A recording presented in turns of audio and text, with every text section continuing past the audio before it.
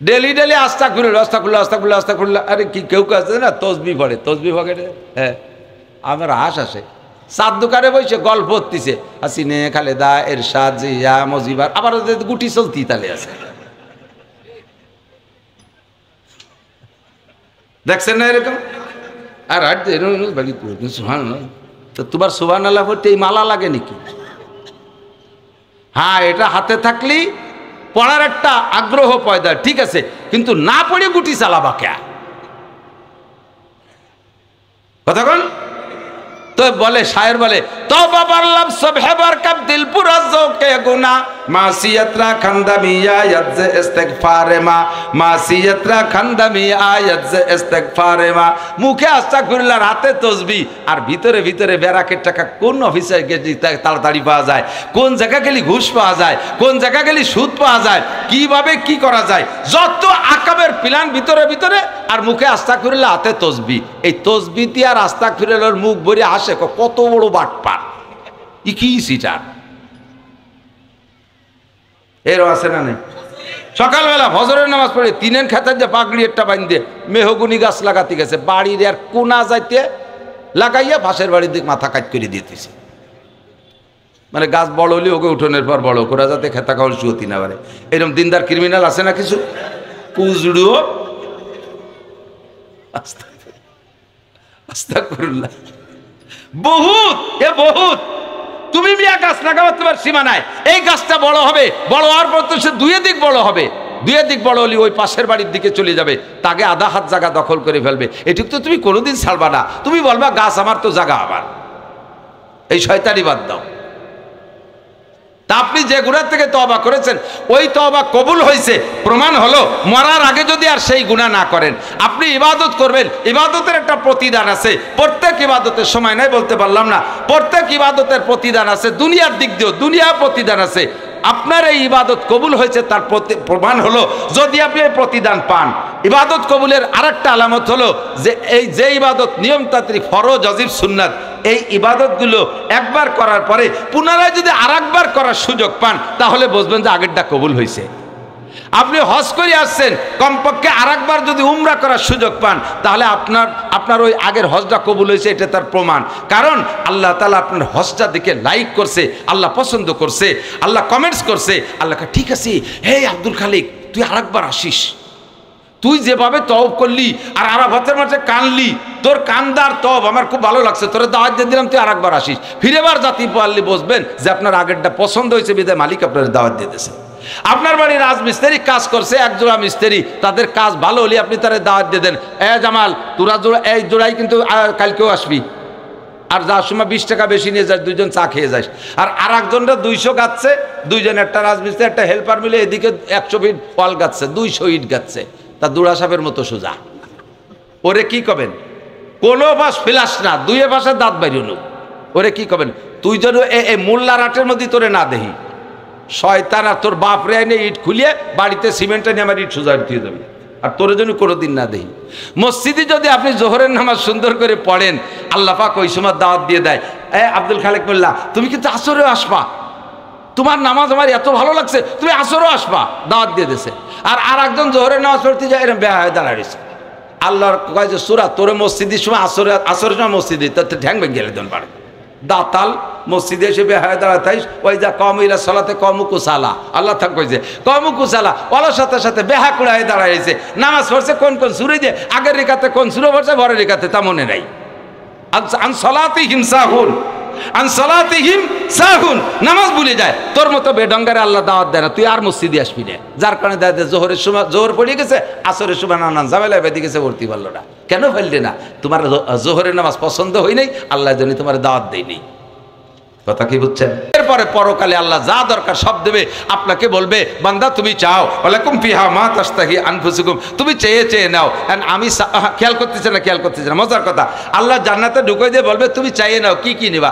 আমি চাবো তো চিনি কি ছাতা কন্দি, বেহেশতের ভিতরে কতটা আছে তার কি চিনি কন। একটা লোক জীবনেও কোনোদিন গোপালগঞ্জ যাই নেই, এই বাড়ির ধারে গুনাপাড়া, সরগুনাপাড়ায় এই ফেরিঘাটের মানুষ এই জায়গাতে কৃষি খেত খাবার করে, বাইয়ে চাই একটু ফেরিঘাটে যাইয়ে চার দোকানে বসে, একটা চা, একখান টোস, একখান বিড়ি, একটা পান খাইয়ে এটি চলে আসে। ও কি বড় বড় রেস্টুরেন্ট আর হোটেলে কি আছে তা জানে? এরা যদি কেউ নিয়ে সোনারগাঁও হোটেলে বসায় দেয়, সোনারগাঁও হোটেলের সিস্টেম কি, সেরাটন সোনারগাঁও 5 স্টার 3 স্টারের সিস্টেম হলো এরকম একটা ফর্দ দিয়ে যায় এটা ইসির সাথে ডায়ালের সাথে, এতে লেখা আছে কি কি খাবেন, সব ইংরেজিতে। উনি তো ইংরেজিতে আলিফও জানে না। এখন প্যান্ট শার্ট টাই করে ডাটে সাথে পড়ে গেছে জমিদার সাজিয়া, একান দিয়ে গেছে বিটা যা যা খাবার টিক দাও, কলম দেশে। এখন যদি আমি লেখাপড়া জানি রে, টিক দিয়ে খাতি হবে, তাহলে কি একটা লজ্জার বিষয় না? তো মুখস্থ ঠুয়োটা 3-4 জায়গা টিক দিয়েছে, আর ওর ভিতরে খাবার সেই মানে পাবলিক ফাংশন থেকে নিয়ে রাজা বাচ্চার ফাংশন কিন্তু সব আছে। তো উনি এই ঠুয়োটা দাগ দিতে দিতে 7-8টা দাগ দিয়েছে, পরে তাই টেরে বেরিয়ে নিয়ে আইছে একটু ফ্যান, একটু দাবড়া, একটু খুদ ভাজা, একটু খুদ ফুটনু, এই শেষ লজ্জাতে কতিও পারতেছে না, খাইয়ে দেয় আবার পর্দা একখান দিয়ে গেছে 2200 টাকা। ওর মাথায় টাটা পড়ছে, আল্লাহ এই ফ্যান খালাম 2200 টাকা দিয়ে, এ যদি 3 কেজি গোস্ত হয়ে যায় সাই গোষ্ঠী খেয়ে জিয়াফত করি খেয়ে উঠতে পারি। যদি খায় এরকম, আর যদি খায় দাগ না দিলে খাতে পারবে না, তাহলে ওকে বাবা তোরা আমার বের কর দিয়ে আমি ওখান থেকে 2টি রুটি খেয়ে বাড়ি যাই। এ দাগ দিয়ে কি ডেলি ডেলি ফ্যান খাবো নাকি?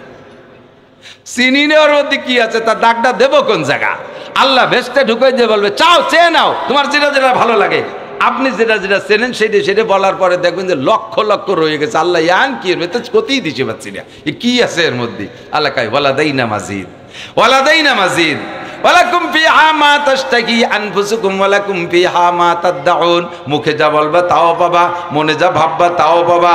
এ চাওয়াটা তোমার ভাবাটা শেষ, এরপরে দেখবা লক্ষ লক্ষ আইটেম রয়ে গেছে। ওইটা ওয়ালাদাইনা মাজিদ, বিনা চাওয়ায় আমার পক্ষ থেকে তোমাদেরকে বোনাস দিয়ে দেব। ডিমাই চিনি খাওয়াইতে পারলে না, তুমি কেন মুসলমানের বাচ্চা হইয়া তার দুর্গা পূজায় যে নাড্ডু খাও? এ বাঙালি মুসলমান হিন্দুকে দুর্গা পূজায় গেছে কি যায় নাই? কথা বলেন গেছে? আপনারা বলবেন আপনারা হুজুররাও গেছেন। এই তো জবান বন্ধ হয়ে গেল, আর তো আগে পারতেছি না। 2টি ভোটের লোভে মৌলবীরা দুর্গা পূজায় যাইয়া, আরে ইমান নষ্ট হয়ে যাবে। আমি স্বচক্ষে দেখেছি দুর্গা পূজায় যাইয়া শুকর আদায় করে, আলহামদুলিল্লাহ আমি এবার আপনাদের সাথে দুর্গা পূজা অংশগ্রহণ করতে পেরে আল্লাহ শুকর আদায় করলাম। হ্যাঁ দুদু, ও দুদু তোমার বউ তালাক হয়ে গেছে। বউটা যদি তোমার সাথে একমত না হয়ে থাকে, বউ তালাক হয়ে গেছে। যদি এই কথাটা কেমন বলেন? যদি বলে আমি আপনাদের সাথে দুর্গাপূজা অংশগ্রহণ করতে পেরে আল্লাহর শুকর আদায় করি আলহামদুলিল্লাহ, তাহলে কেমন হবে? আমি আপনাদের সাথে 1 প্লেট শুকরের গোশত খেতে পেরে শুকর আদায় করি আলহামদুলিল্লাহ। বরঞ্চ তার চাইতে জঘন্য, কথা বলেন ঠিক না? তার চাইতেও জঘন্য। 2টো ভোটের জন্য ইমান বিক্রি করে দিয়েছ মূর্তির সামনে, বলতে তো পারি না। হিন্দু বাড়ি যাইয়া দুর্গা পূজা, সরস্বতী পূজা, লক্ষ্মী পূজা, কালী পূজায় অংশগ্রহণ মুসলমান। তুমি তো তারে কোনোদিন আনতে পারলে না, তুমি তার মোহাব্বত তোমার অন্তরের মধ্যে আছে, এটাই প্রমাণ তোমার আমল আখলাকে প্রকাশ করে, তোমার তার সাথে সম্পর্ক। আল্লাহ পাক হেফাজত করুক, জোরে বলেন আমিন। সালাতু ওয়াসসালামু আলা মান লা নাবিয়্যা বা'দা। أما بعد فأعوذ بالله من الشيطان الرجيم.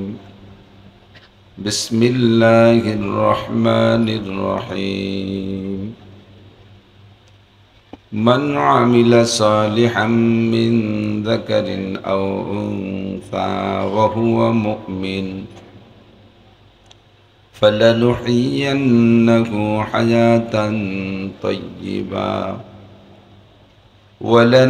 ولنجزينهم أجرهم بأحسن ما كانوا يعملون. ثم قال الله تعالى: يضاعف له العذاب يوم القيامة ويخلد فيه مهانا إلا من تاب وآمن وعمل عملا صالحا فأولئك يبدل الله سيئاتهم حسنات وكان الله غفورا رحيما. وقال تعالى: ربنا تقبل منا إنك أنت السميع العليم وتب علينا إنك أنت التواب الرحيم. صدق الله مولانا العظيم. سبحانك لا علم لنا إلا ما علمتنا إنك أنت العليم الحكيم. رب اشرح لي صدري ويسر لي أمري واحلل عقدة من لساني يفقه قولي. رب زدني علما.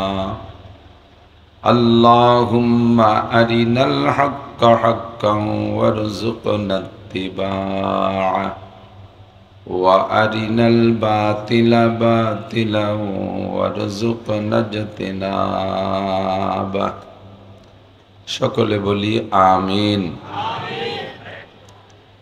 একেবারে দিল থেকে মহব্বতের সাথে নবী আলাইহিস সালাতু ওয়াস সালামের শানে সকলেই জবান খুলে একবার দুরূদে ইব্রাহিমী পড়ব। হাদিসে আসছে, হুজুর বলেন, মান সাল্লা আলাইয়া মাররা সাল্লাল্লাহু আলাইহি আশারা মাররা, যে আমার উপরে একবার দুরূদ শরীফ পড়ে আল্লাহ তাআলা তার উপরে 10টি রহমত নাজিল করেন। হাদিসের অংশে আরও এসেছে, তার আমল নামা থেকে আল্লাহ তাআলা 10টি গুনাহ মাফ করে দেন, নতুন করে আমল নামায় 10টি নেকিও আল্লাহ তাআলা লিখে দেন। এ ফজিলত সেই পাবে যে জবান খুলে পড়বে। বসে বসে বাদাম খাবে, চুপ করে থাকবে, আর একজনে পড়বে আর তাই কান্দে শুনবে, এ ফজিলত সে পাবে না। কাজে এই মহা ফজিলত যদি পাইতে হয় সকলেই জবান খুলে পড়ে নেই আল্লাহুম্মা সাল্লি আলা মুহাম্মাদিন ওয়া আলা আলি মুহাম্মাদ কামা সাল্লাইতা আলা ইব্রাহিম ওয়া আলা আলি ইব্রাহিম ইন্নাকা হামিদুম মাজিদ। اللهم بارك على محمد وعلى آل محمد كما باركت على إبراهيم وعلى آل إبراهيم إنك حميد مجيد।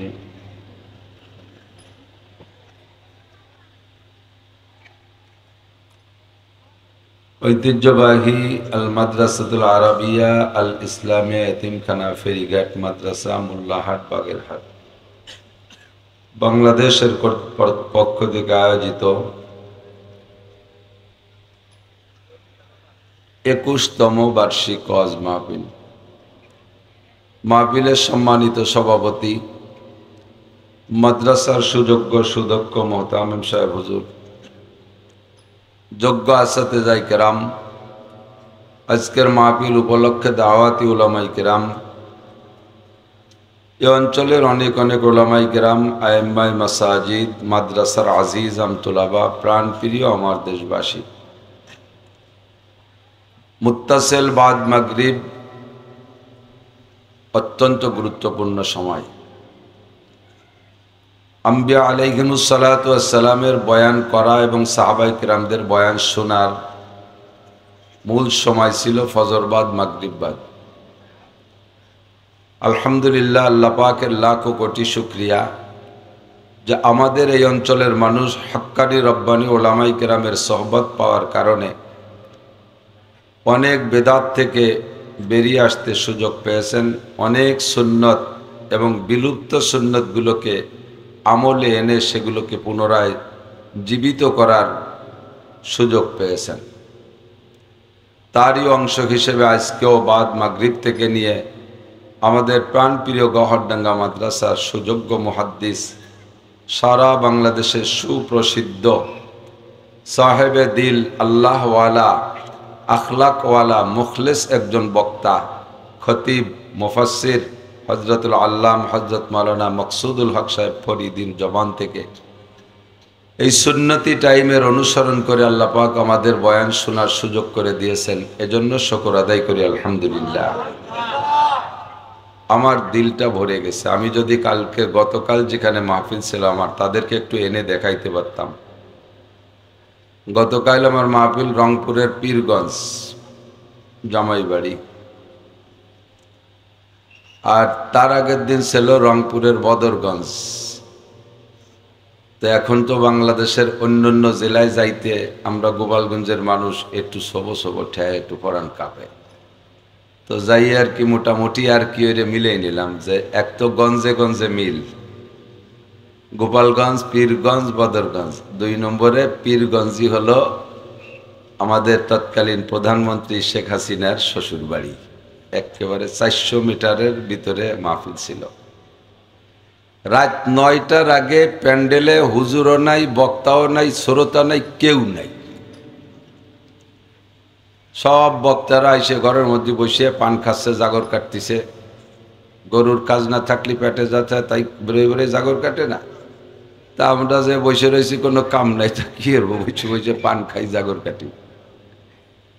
রাত 9টার পরের থেকে মাঠে শ্রোতা বক্তা 1টা, 1:30, 2টে, 3টে পর্যন্ত। আমি বললাম যে আমাদের এলাকায় মাগরিবের পরের থেকে লোক জমে যায়, একথা তারা বিশ্বাস করতে রাজি না। মাগরিবের পরে লোক আসবে কি রে? তো বললাম যে চলেন আমার সাথে, কালকেই মাহফিল আছে। তা আসে নাই কেউ। তো মাহফিলের ভিডিও তারা দেখবে, মাঝে মাঝে তোমরা একটু মাঠটা ঘুরেই দেখাইও। আলহামদুলিল্লাহ, আল্লাহ পাক আমাদেরকে সময় মতো আসার তৌফিক দিয়েছেন এবং মূল্যবান কথা শোনারও সুযোগ দিয়েছেন। হযরত মাওলানা মাকসুদুল হক সাহেবের তাজা এলেম, জিন্দা এলেমের জিন্দা বয়ান, ব্লাঙ্ক ফাঁকা কথা না, গল্প আর গজল দিয়ে মাঠ গরম করা, এও বক্তা আছে। বাকি এটা আমাদের বিশেষ করে সদস্য হুজুর রহমতুল্লাহ আলাইহে, যশোরে হুজুর, নানুপুরি হুজুর রহিমাহুল্লাহ, এ সকল বড়দের, উদয়পুরীর পীর সাহেবদের খুলাফা, সেই গাছের ডাল পালা শাখা পোশাখা যেখানে আছে, তারা মজলিসে বৈশা কিস্সা কাহিনী গল্প স্বল্পদের সময় নষ্ট করে না, উম্মতের প্রয়োজনীয় কিছু কথা বলার চেষ্টা করে। হুজুর অনেক জরুরি কথা বলছে না? মুশকিল হলো আমিও এসে শুনছি, আমি আগেও এই জায়গা মস্ক করাইছি, কিন্তু আমাদের এলাকার শ্রোতারা ওয়াজ শুনতে দিশে পায় না, এই একটা দুর্বলতা।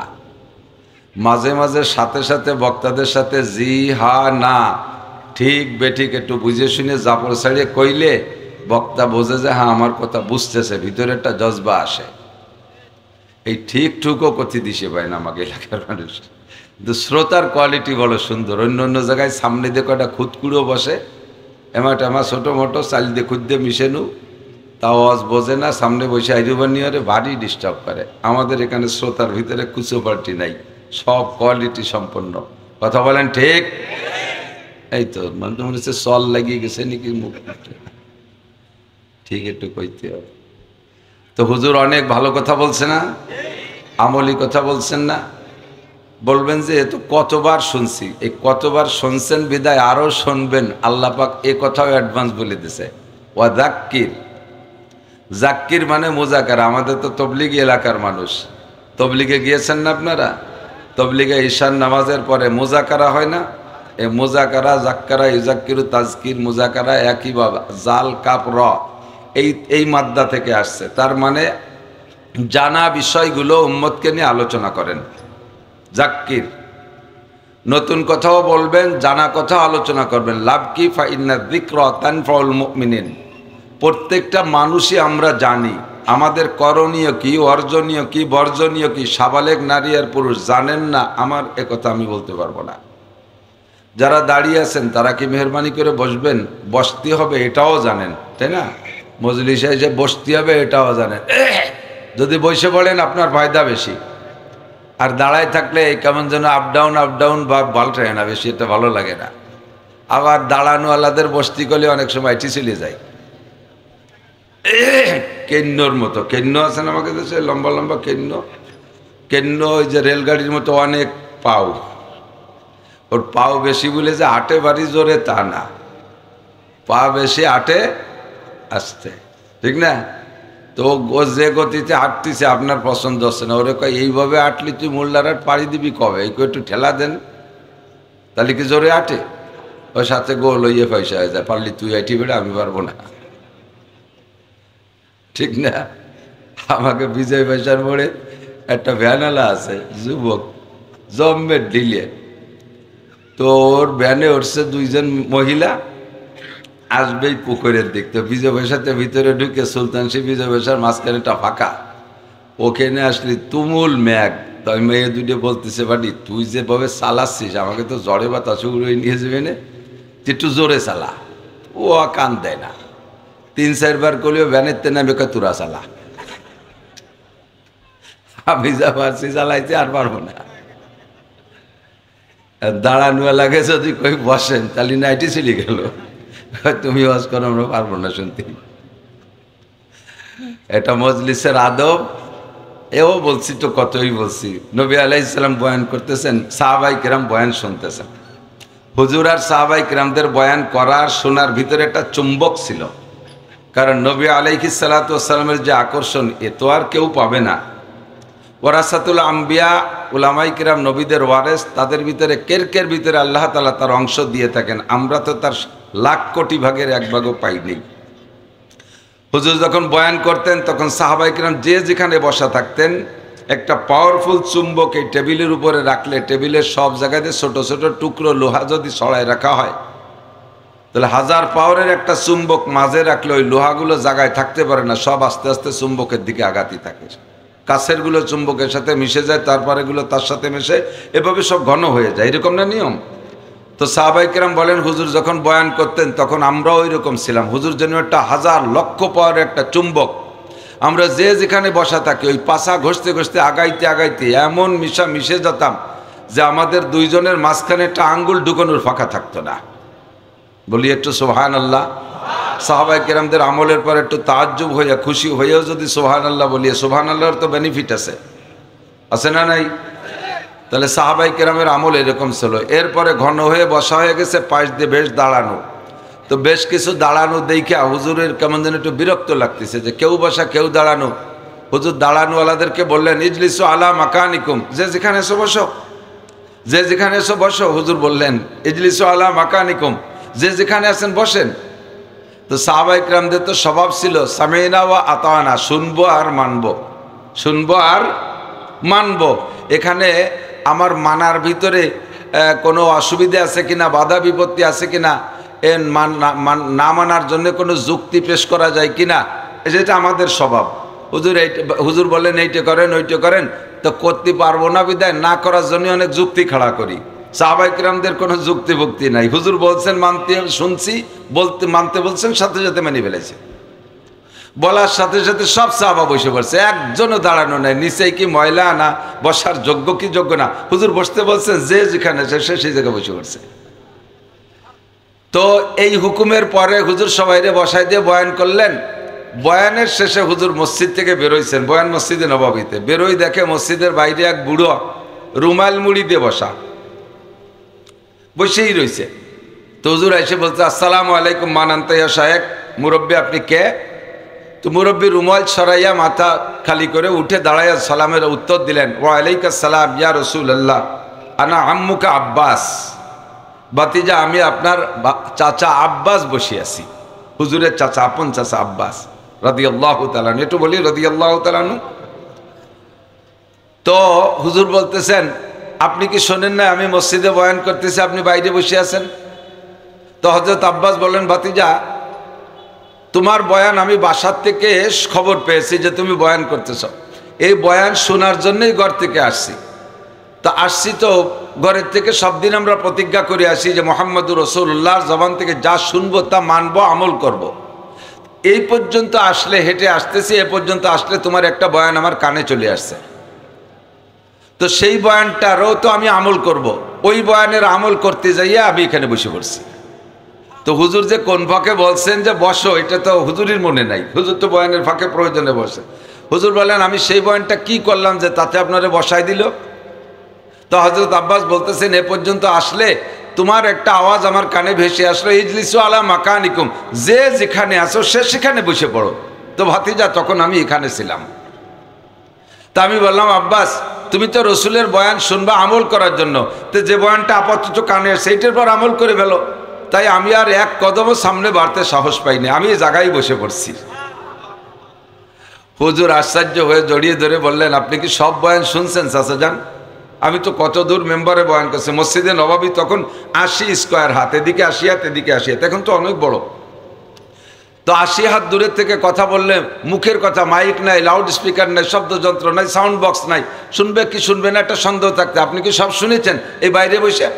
হুজুর বললেন, আব্বাস বললেন যে আপনার ভাতিজা, তোমার বয়ানের ভিতরে মুজিজা আছে, তোমার বয়ানের মধ্যে মুজিজা আছে। তুমি যেভাবেই কথা বলো, লক্ষ মানুষও যদি তোমার সামনে থাকে, পায়ের কাছের মানুষটা যে আওয়াজে শোনে, শেষের মানুষটাই একই আওয়াজে শুনতে পায়। আমি তোমার সব বয়ান শুনছি। হুজুর বললেন, আপনি যদি বয়ান না শুনে থাকেন তাহলে আমি পুনরাবৃত্তি করব, আবার রিপ্লাই করব, পুনরায় সব কথাগুলো আপনাকে একারেই শোনাবো। হুজুর বললেন, আমি সব শুনছি, সব শুনছি, আমি আসার পরে যেগুলো বলেছে সব শুনছি আমি। হুজুর জড়িয়ে ধরে বললেন, মান তাশাব্বাহা বিকওমিন ফাহুয়া মিনহু, যার সাথে যার মিল হবে তার সাথে তার হাসর হবে, যার সাথে যার মিল হবে তার সাথে তার হাসর হবে। আল্লাহ পাক বলেন, ইয়া আইয়ুহাল্লাযীনা আমানু লা তাত্তাখিযুল ইয়াহুদা ওয়ান নাসারা আউলিয়া বাদুহুম আউলিয়াউ বাদ ওয়া মান ইয়াতাওয়াল্লাহুম মিনকুম ফাইন্নাহু মিনহুম ইন্নাল্লাহা লা ইয়াহদিল কওমাল কাফিরিন। হে মুমিনরা, তোমরা ইহুদ নাসারদের অনুসরণ করো না, খ্রিস্টানদের ইত্তেবা করো না, ইহুদিদের অনুসরণ করো না। বাদহুম আউলিয়াউ বাদ, তারা আপসে একে অপরের বন্ধু। ইহুদ আর নাসারা, খেয়াল করতেছেন সবাই, ধর্মগত দিক দিয়ে যেমন ইসলাম একটা ধর্ম, যেমন হিন্দুরা একটা দাবি করে তাদের ধর্ম, যেমন বুদ্ধরা দাবি করে তাদের একটা ধর্ম, ওইরকম ইহুদিরা দাবি করে তাদের একটা ধর্ম, ওইরকম নাসারারা দাবি করে তাদের একটা ধর্ম। সারা দুনিয়ায় 4-5টা ধর্মর প্রচার চলতেছে, প্রত্যেকেই যার যার ধর্মাবলম্বী বাড়ানোর চেষ্টা করতেছে। তো এক ধর্ম আর এক ধর্ম থেকে ফার ডিফারেন্স। ইসলাম সবার থেকে ব্যতিক্রম। হিন্দুদের বুদ্ধদের ভিতরে কাছাকাছি কিছুটা মিল আছে, ইহুদ আর নাসারাদের ভিতরে কিছু কিছু মিলেছে, তারপরে অনেকটা পার্থক্য। ইহুদিরা তাওরাতের অনুসারী, নাসারারা ইনজিলের অনুসারী। একে অপরের ভিতরে কতটা দূরত্ব কোরআন শরীফের আর এক আয়াতের ভিতরে বলে, ক্বালাতিল ইয়াহুদু লাইসাতিন নাসারা আলা শাই, ইহুদিরা নাসারাকে কয়, তোরা মুনিশি জাতি না, তোকে কি এটা ধর্ম হলো? বোধ নাই শোধ নাই, কি কইস?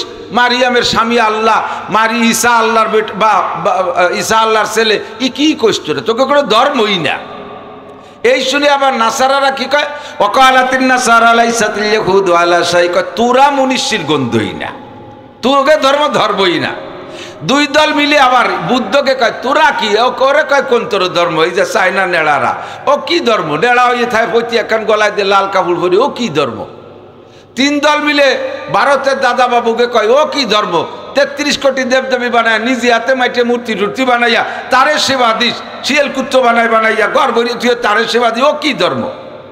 প্রত্যেকের ভিতরে পার্থক্য আছে। অথচ যখন মুসলমানদের সাথে যুদ্ধ লাগবে, মুসলমান যখন মধ্যে মুখাসেম হবে, বিরোধী পক্ষে দাঁড়াবে, তখন দেখবেন আল কুফরু মিল্লাতুন ওয়াহিদা, সারা দুনিয়ার সমস্ত কাফেররা মিলে এক হয়ে যায়। কথা বলেন, সারা পৃথিবীর কাফেররা এক হয়ে যায়। ছোটবেলা দেখতাম, এখন তারাও বিলুপ্ত হয়ে গেছে, সব কিছুতে আপডেট হচ্ছে। ছোটবেলা শিয়াল দেখতাম যেভাবে, ইদানিং আপনারা তো সন্ধ্যাকালে, আমার সাথে শিয়ালের সাথে খুব সাক্ষাৎ হয়, সারা দেশভরে তো গাড়িতে রাতভর দৌড়ে বেড়াই, বিশেষ করে টাঙ্গাইল, ময়মনসিংহ, সিলেট ওই এলাকার জঙ্গলি এলাকায় হাজার হাজার শিয়াল রাস্তাঘাটে বাঁধে, কিন্তু শিয়ালের সেই ডাক শুনি না। আগে সন্ধ্যার সময় একটা ডাক দিত, ঈশার পরে শোবেন তা বলে একটা এলার্ম দিত যে এখন ঘুমের সময় তো সবাই শুয়ে পড়ো, কারণ তোমরা সজাগ থাকলে আমাদের ডিউটিতে ত্রুটি হয়। মানুষ সজাগ থাকলে শিয়ালের ডিউটি, ওর আমলে ঘাটতি। এই জন্য ওই সময় একটা ডাক দিয়ে টাইম বলে দিত যে শোয়ার সময় হয়েছে। আবার শেষ রাত্রি সে একটা তাহাজ্জুদের ডাক দিত শিয়ালে, ঠিক না? ফজরের আগে একটা ডাক দিত, এটা ফজরের আজানের ডাক। আল্লাহ, এরা ডাকে, এরা কিন্তু ওজন্যই ডাকে। সদায়ে কুমরিয়া বাসাদ বকুকু বগোশে মন্দরায়া দাল্লাহু, চমন মে চু চু কর কাতে হে বুলবুল, কে ফুলু মে আল্লাহ মিয়া তু হি তু, হায় তু হি তু। বুলবুল পাখি ফুলের মধ্যে মুখ দিয়া চু চু করে ডাকে, আমরা মনে করি কুহু কুহু করে ডাকে। ও আল্লাহর জিকির করে, আল্লাহু আল্লাহু আল্লাহু, ও কিন্তু আল্লাহর জিকির করে। রাতের বেলা ভুতুম পাখি গাছের ডালে বৈশা কুক কুক কুক করে একটা ডাক দেয়। আমরা বলি ভুতুম ডাকতেছে, এটা রোগ ডেকে আনতেছে। এই কুক পাখি ডাকলে বাড়ির মানুষের রোগ ব্যাধি হয়।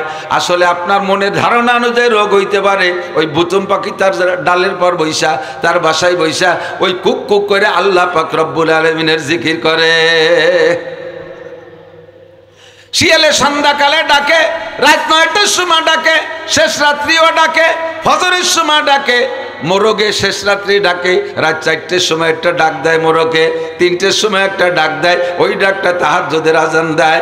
ওর ডাকরে আমরা শুনি কুহু কুহু করে ডাকে, কিন্তু কোরআনের ভাষায় আল্লাহু আকবার, তাফসীরের ভাষায় বুজুর্গানে দিন বলে ও যে ডাকে কুকু কুক কইয়া, ওর ডাকাটা হলো আরবিতে সুবহুন কুদ্দুসুন।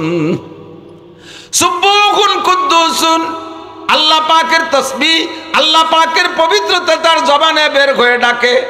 আল্লাহু আকবার। একটা মোরগে ডাকলে সারা এলাকার মোরগে ডাকে, একটা শিয়ালে ডাক দিলে সারা এলাকার শিয়ালে ডাকতো। মনে আছে না?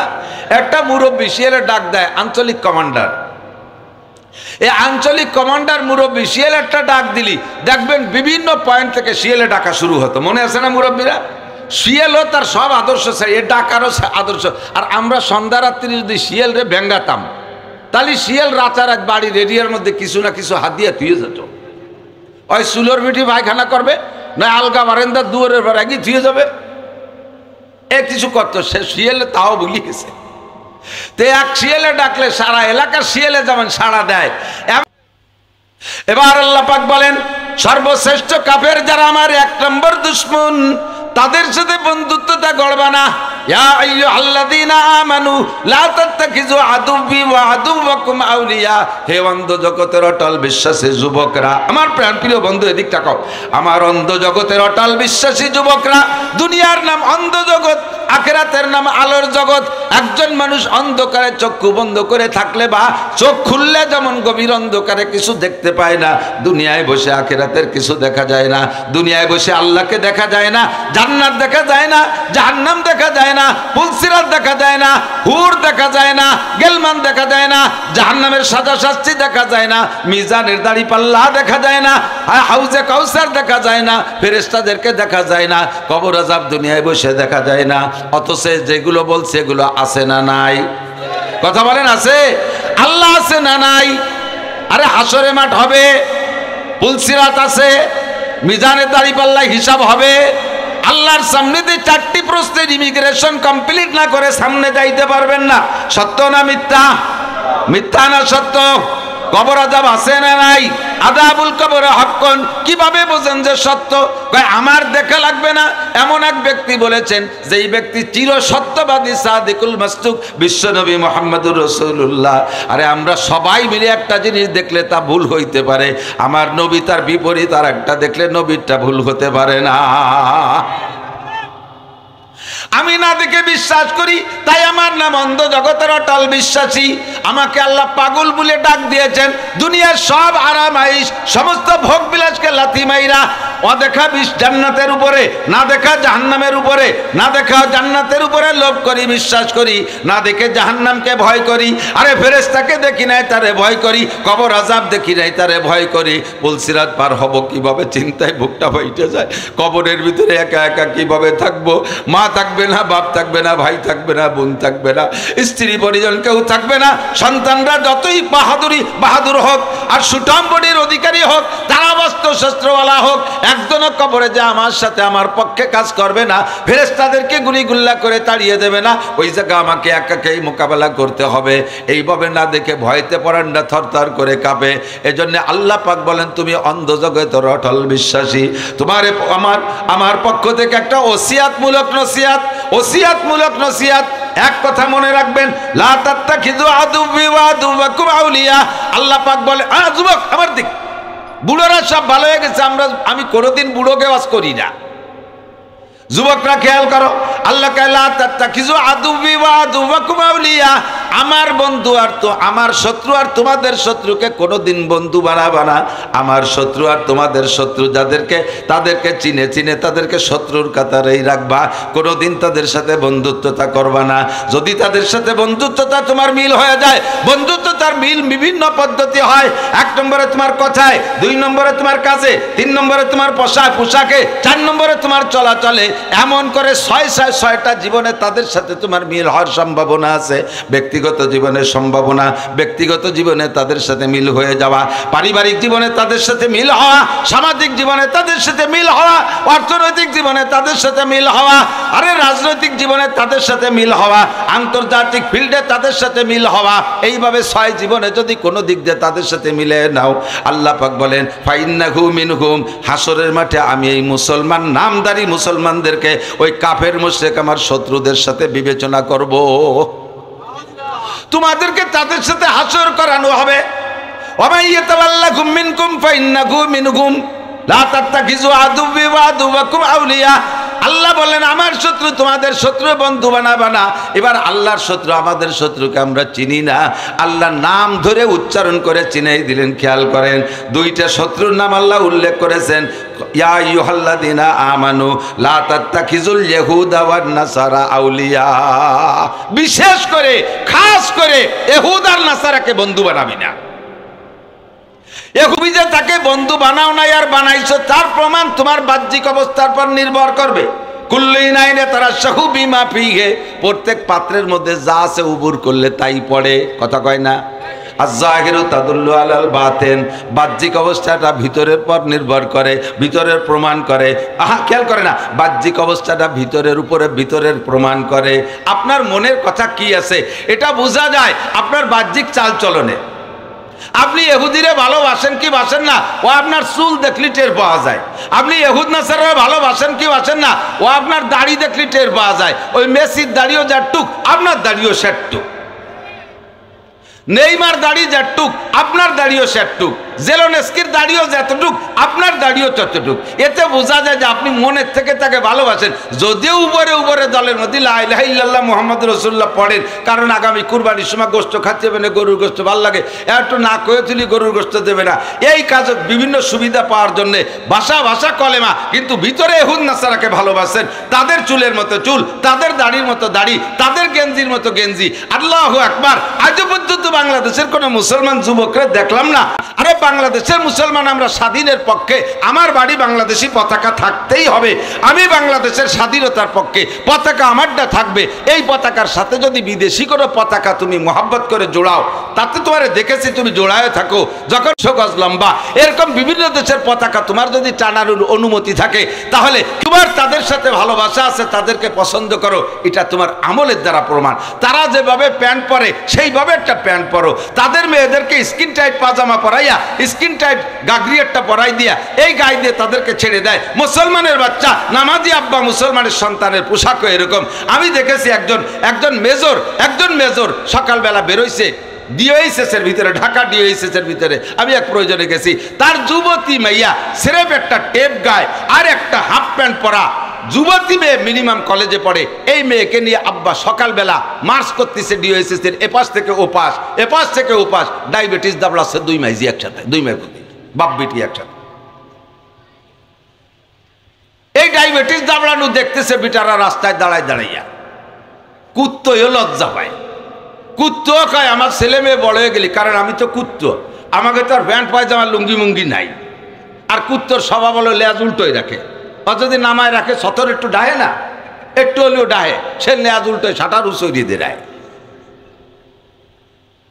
তা কুত্তায় জানে যে আমাকে লুঙ্গি ফুঙ্গি পায়জামা নাই, আমাকে তো ল্যাংটা ব্যাংটাই ঘুরতে হয়। তা ছেলে মেয়ে যতদিন ছোট থাকে অতদিন সাথে নিয়ে ঘুরে, যখনই ছেলে মেয়ে শিয়ানা হয়ে যায় কুত্তাও তার বাচ্চার ওভাবে হাত ধরে নিয়ে ঘুরোয় না। কতক্ষণ ইহুদ নাসারা সব তোমার ভালো লাগে, তার কথা ভালো লাগে, কালচার ভালো লাগে। এই আফগান হাজার মুসলমানের মুখে শুনছি, তারা কয় যাও কে বেমরুলির চাকে গাই দিতি, পানি ছিটে দিয়ে শরীর গুতো খাতে যাও।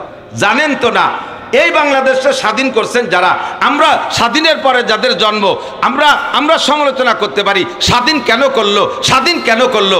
তারা যে সময় ছিল, পাকিস্তান যে সময় ছিল, সেই সময় আর মানুষের জানতো যে স্বাধীনতার প্রয়োজন কি প্রয়োজন না, তাই তারা বুঝে যুদ্ধ করে স্বাধীন করেছে। আজকে প্রায় 70 বছরের উপরে, একটু জোরে বলেন পারে? এরা আমাদের দোস্ত হতে পারে? এদের কোনো আদর্শ আমাদের নেওয়া ঠিক হবে? মুসলমান, তোমার সাথে হিন্দু ভাইয়ের বন্ধুত্বতা আছে, হিন্দু ভাইরে তো তুমি কোনোদিন একটু টুপি ভরাতে পারলে না, হিন্দু ভাইরে তো কোনোদিন এই কলিদার একটা পাঞ্জাবি পরাইতে পারলে না, তারে তো কোনোদিন কলিদার একটা পায়জামা পরাইতে পারলে না, তারে কোনোদিন একটা পাগড়ি ভরাতে পারলে না, তারে কোনোদিন মসজিদে নিতে পারলে না, তারে কোনোদিন তুমি ঈদগাহ নিতে পারলে না, তারে কোনোদিন গরুর গোশত খাওয়াতে পারলে না, তারে কোনোদিন চরমুনায় নিতে পারলে না, তারে কোনোদিন 3 দিনের জন্য গহরডাঙ্গা নিতে পারলে না, তারে কোনোদিন বিশ্ব ইজতেমায় নিতে পারলে না, তারে কোনোদিন তবলিগের মার্কাজে নিতে পারলে না, তারে কোনোদিন 3 দিনের জন্য নিতে পারলে না, একটা চিল্লা দিতে পারলে না, তারে কোনোদিন কলেমার প্রস্তাব দিতে পারলে না, তারে যে সুন্নতের কিছু আমল করাইতে পারলে না, তারে যে তুমি একটু দস্তরখান বিছিয়ে খানা খাওয়াইতে পারলে না, তোমার ঈদগাহে এনে তারে কোনোদিন একটু সিমাই চিনি খাওয়াইতে পারলে না, তুমি কেন মুসলমানের বাচ্চা হইয়া তার দুর্গা পূজায় যে নাড্ডু খাও?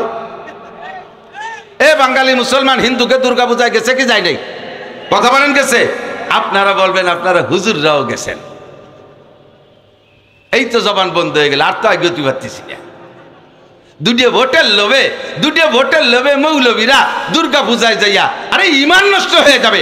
আমি স্বচক্ষে দেখেছি দুর্গা পূজায় যাইয়া শুকর আদায় করে, আলহামদুলিল্লাহ আমি এবার আপনাদের সাথে দুর্গা পূজা অংশগ্রহণ করতে পেরে আল্লাহ শুকর আদায় করব। হ্যাঁ দুদু,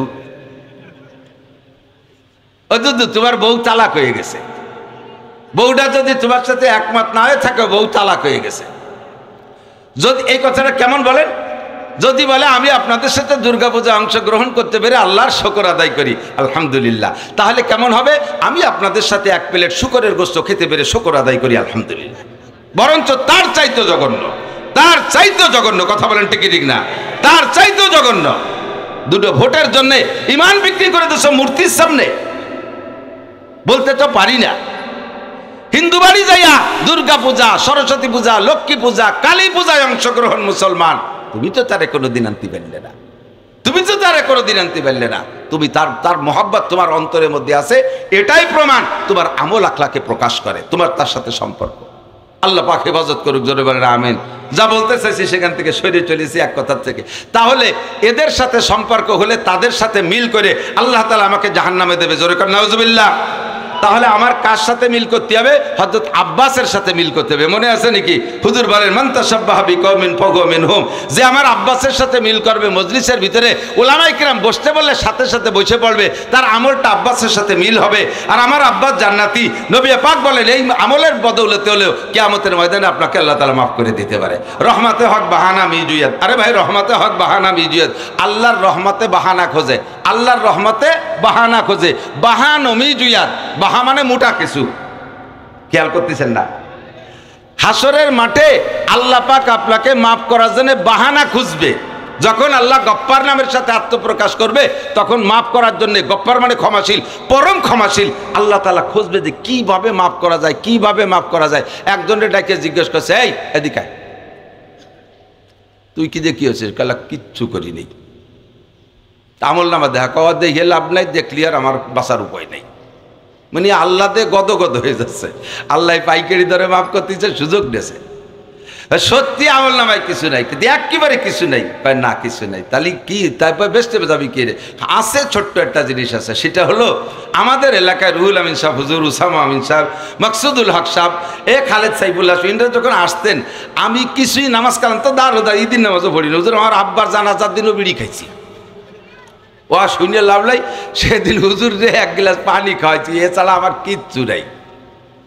আনাল্লাযী সাকাইতুকা শারবা, আমি 1 গ্লাস পানি খাইছি। আল্লাহ পাক বলেন কারে খাইছো? কয় রুহুল আমিন সাহেবরে খাইছি, সদর সাহেবরে খাইছি, উদয়পুরের পীর সাহেবরে খাইছি। যাও যাও যাও, আমার বন্ধুরে পানি খাইছো, ওই ওসিলে তোমারে মাফ করে দিলাম।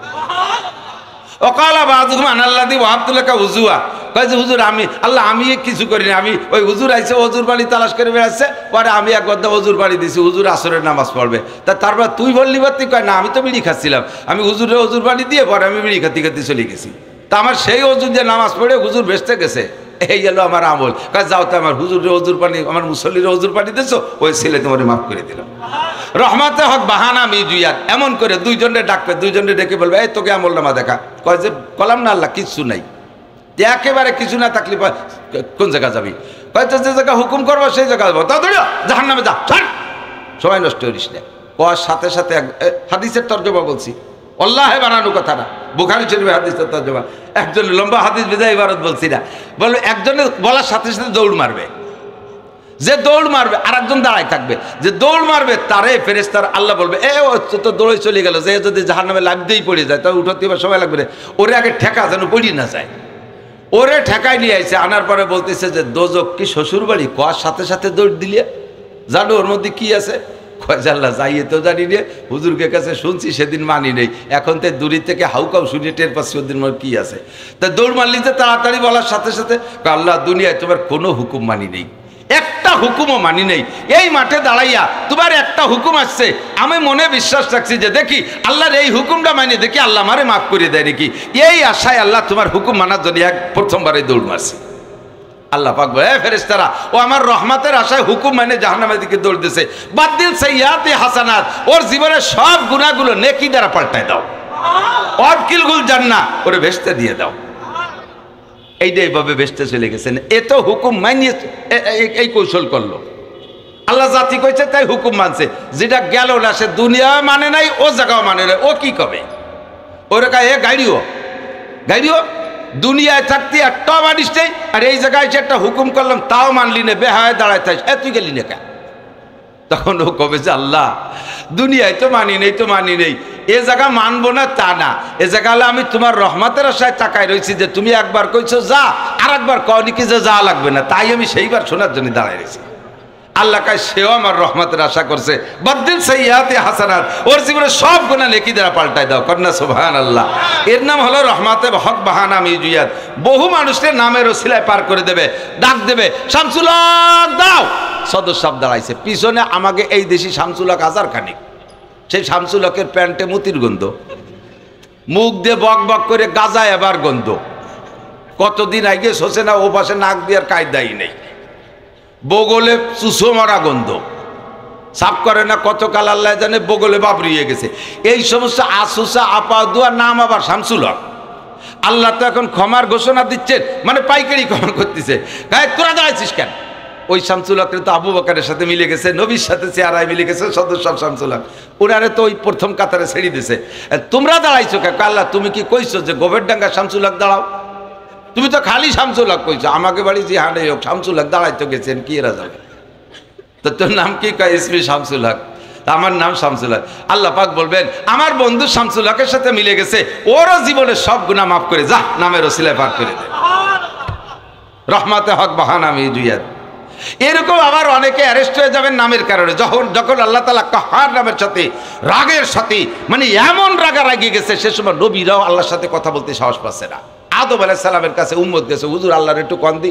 আদম আলাইহিস সালামকে চেহারা দেখছো, ওই জায়গায় কথা কর কায়দা আছে, আমি যদি যাই তাহলে না আমারে কয়ে বসলে এটা আদম গন্ধম খাইছি লিখা, আমি তো সেই মামলা আজও রয়ে গেছে, ও মামলার কোনো রায়ই নেই এখনো, আমারে বাস্তি দাও, যার যা চিনতে সেই আরো যাও নূহ আলাইহিস সালামের কাছে, নূহ আলাইহিস সালামের কাছে, নূহ আলাইহিস সালাম কয় ওরে বাবা মাপ চাই, নৌকায় উঠার দিন আল্লাহ আমারে বলছিল তোমার পরিবার পরিজনরে উঠাও, আমি আমার ছেলে কেনানরে পরিবারের সদস্য মনে করে উঠানোর চেষ্টা করছি, এটা আমার অন্যায় হয়ে গেছে।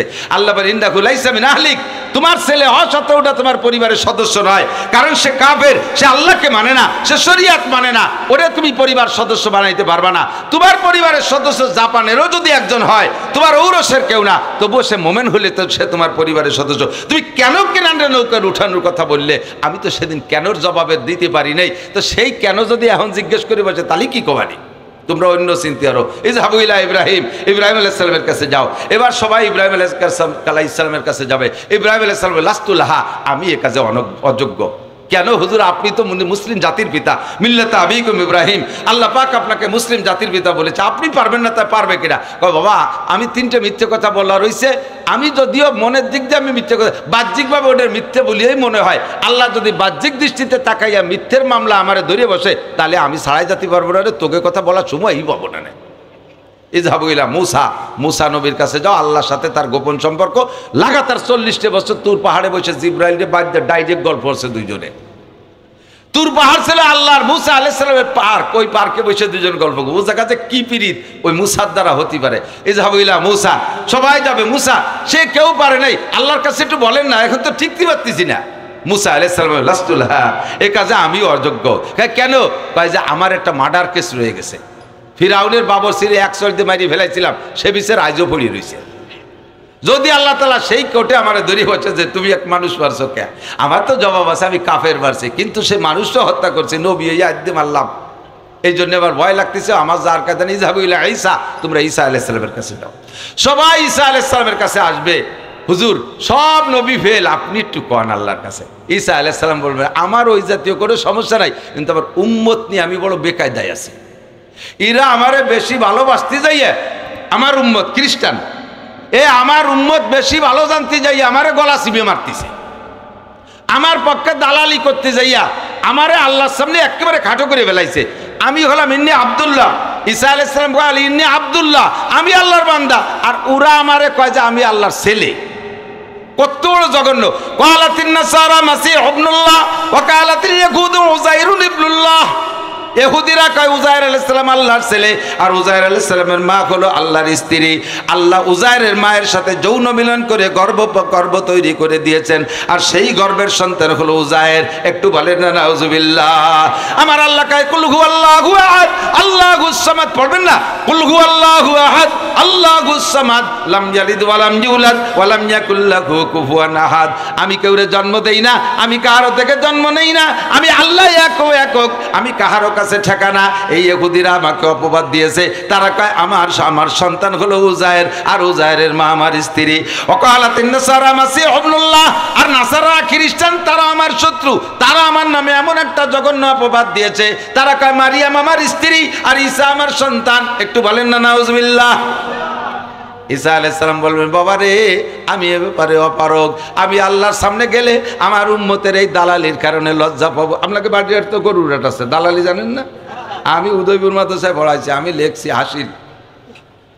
নবীর মাস্টার ফার্স্ট হয়ে যেত, আমি সেকেন্ড হতাম। লেখায় আমি খুব দ্রুত ছিলাম, হাসির লিখতাম। ওই তোহরিতি 2 টাকা ওইটা লেহা আলা পাতাম, সেই লোভে 2 লেহা লিখতাম। আইসে দেয় যে হাসি লিখতেছে, হুজুর আমার আত্মীয় মুসলমান, এক গাল দাঁড়িয়ে আছে, হুজুর আমার আত্মীয় এন একটা হাসিল দেন, এখানে পয়সা করে দেওয়া হবে না। কিরম আত্মীয়?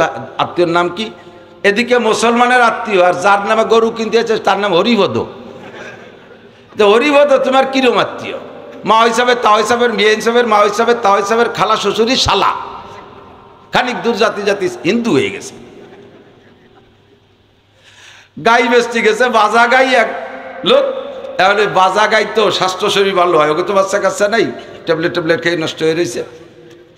এখন ওই বাজা গাই বেচতে গেলি, বাজা কলি কেউ কেনে নি, কসাইরা অল্প দামে কিনবে, যদি কয় বছর বিয়ে নেয় তালি দাম আছে। এখন ওই দালালে আইসে কয় যায় ভাই আপনার গায়ের অবস্থা কি, বেচবেন? বলে হ্যাঁ বেচবো। কত টাকা? এই টাকা নেবে। গায়ের যোগ্যতা কি? আর শয়তান 4 বছর কলই খাইছি, একটা বাচ্চা দিল না, 100 টাকা দুধ দিল না, হয় কুরবানি দেবো না বেশি থুয়ে দেবো। কয় ওয়াকলি গাই দামে বেচতে পারবো না, চুপ করে থাও, আমি বেচে দিচ্ছি। কয়টা দেওয়া? কয় 300 টাকা দেবো।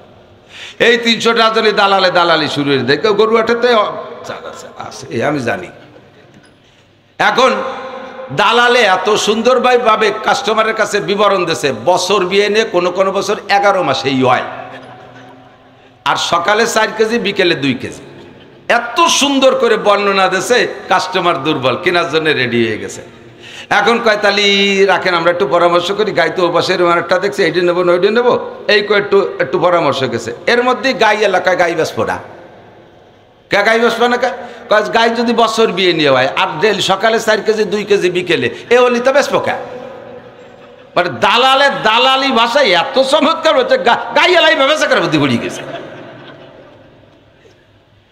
ঈসা আলাইহিস সালাম কয় আমার এই খ্রিস্টান দালালরা এমন দালালি আমার পক্ষে করছে, আমি নিজেই লজ্জায় পড়ে যাবো আল্লাহর সামনে যাইয়া।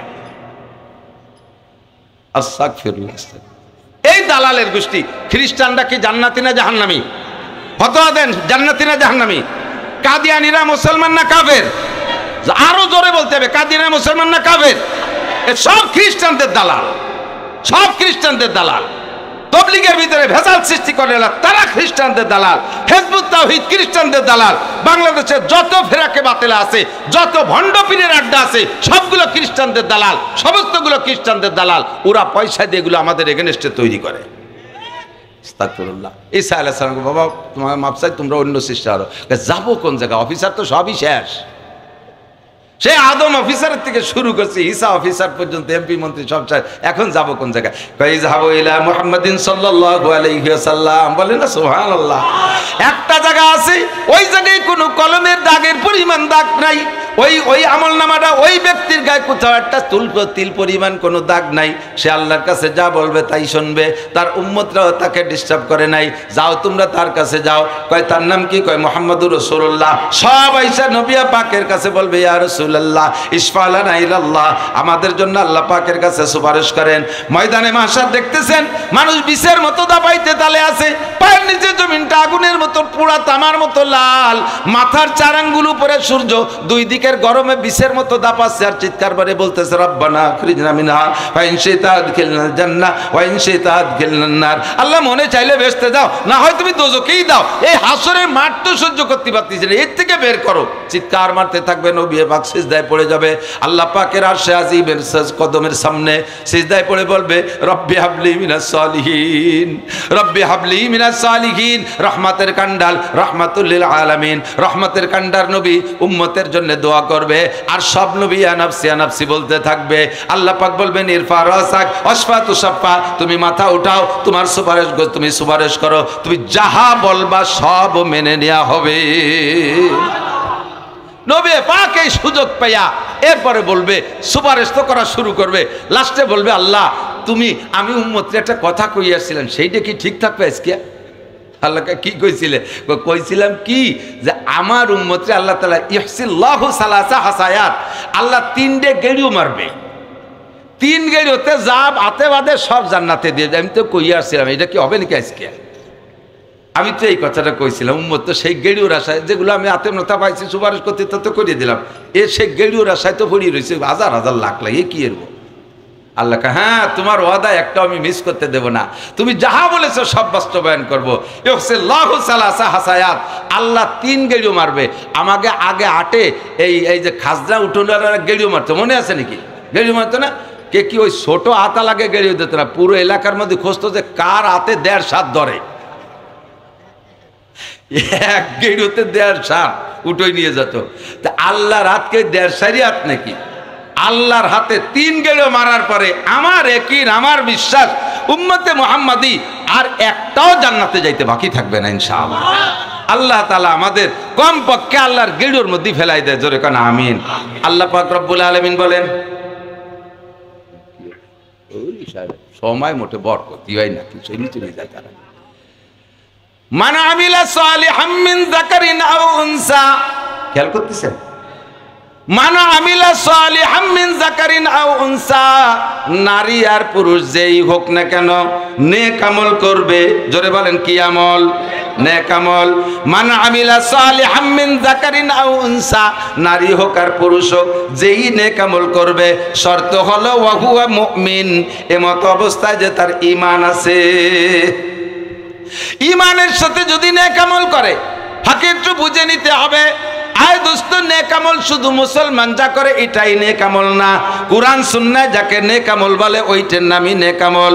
ওই নেক আমল যদি হিন্দুরাও করে তাও নেক আমল, বুদ্ধ যদি করে তাও নেক আমল, খ্রিস্টান যদি করে তাও নেক আমল, কাফের মুশরিকও যদি করে তার নামও নেক আমল। কথা বলেন, সত্য কথা বলা নেক আমল, সত্য কথা নেক আমল।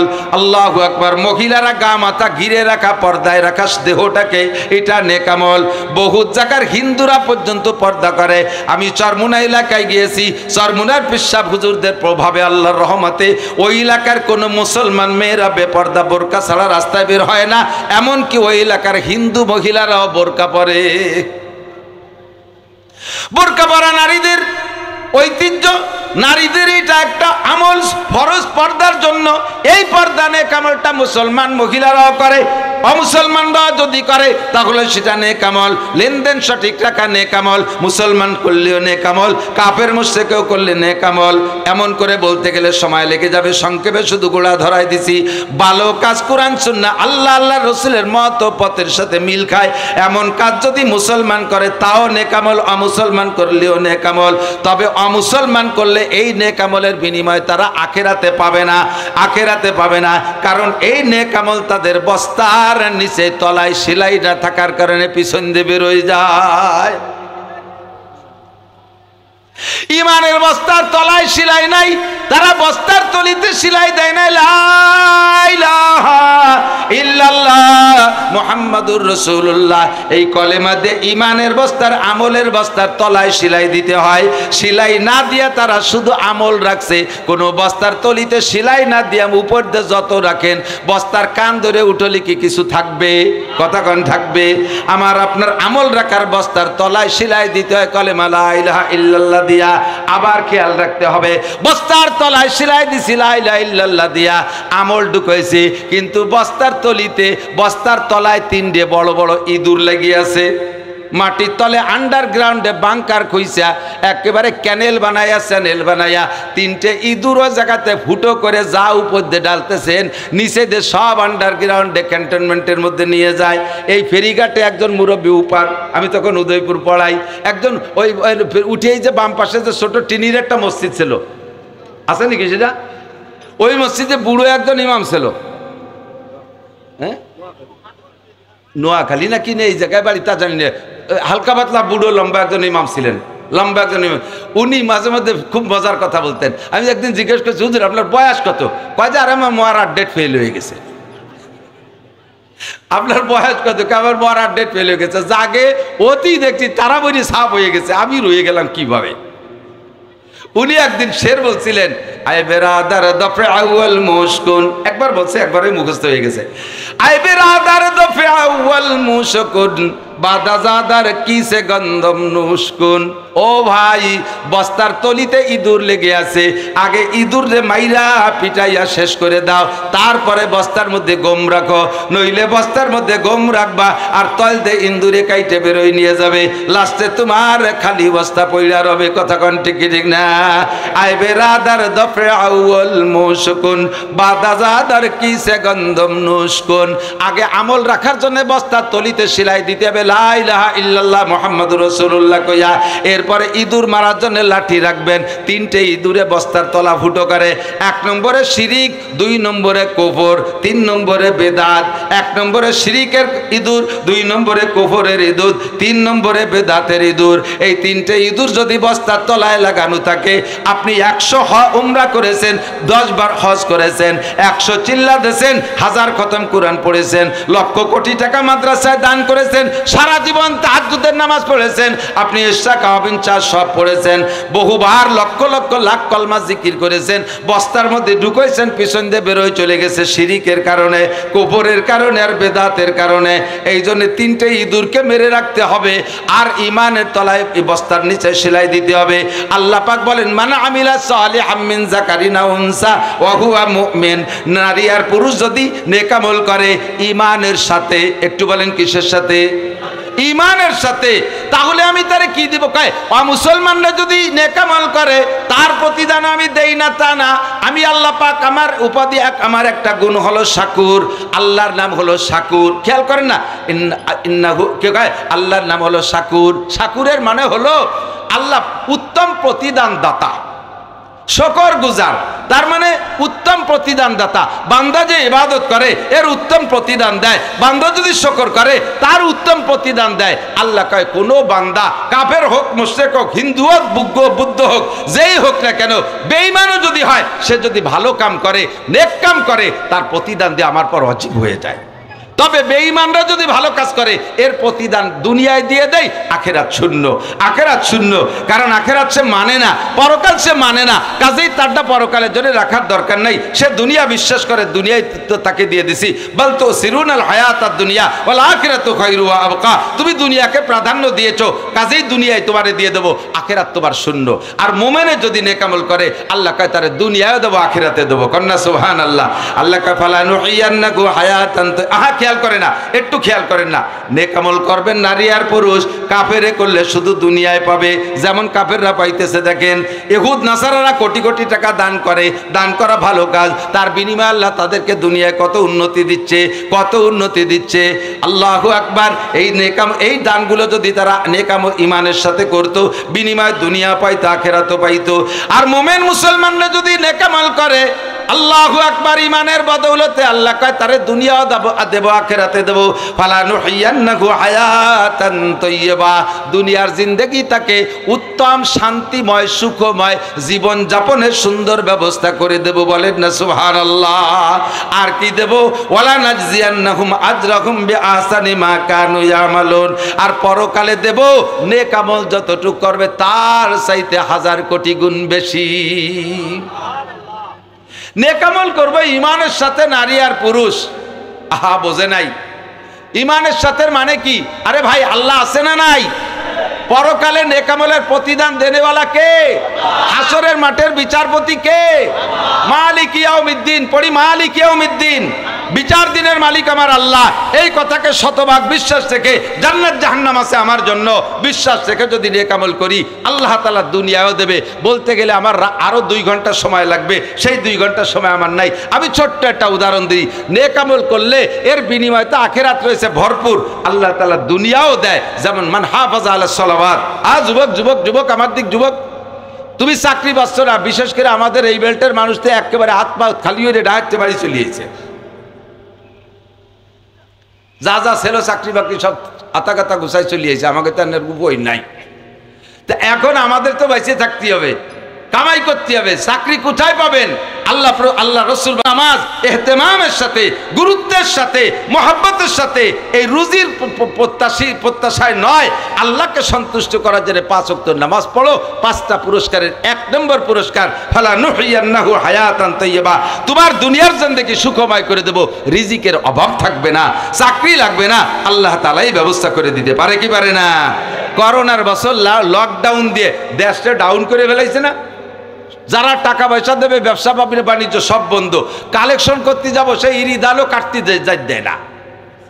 ওই কলেজের ছেলেরা যাইয়ে কয়টা কাঠি কুটি দিয়ে আসে, পুলিশই যাইয়ে কাটিয়ে দেয়। কি যে বঙ্গি একটা কুয়োরা 3 বছর দেখাইতে দেশ রে, ভয়তে তো মরে যায়। আল্লাহ, এ মাদ্রাসা কি করে চালাবো?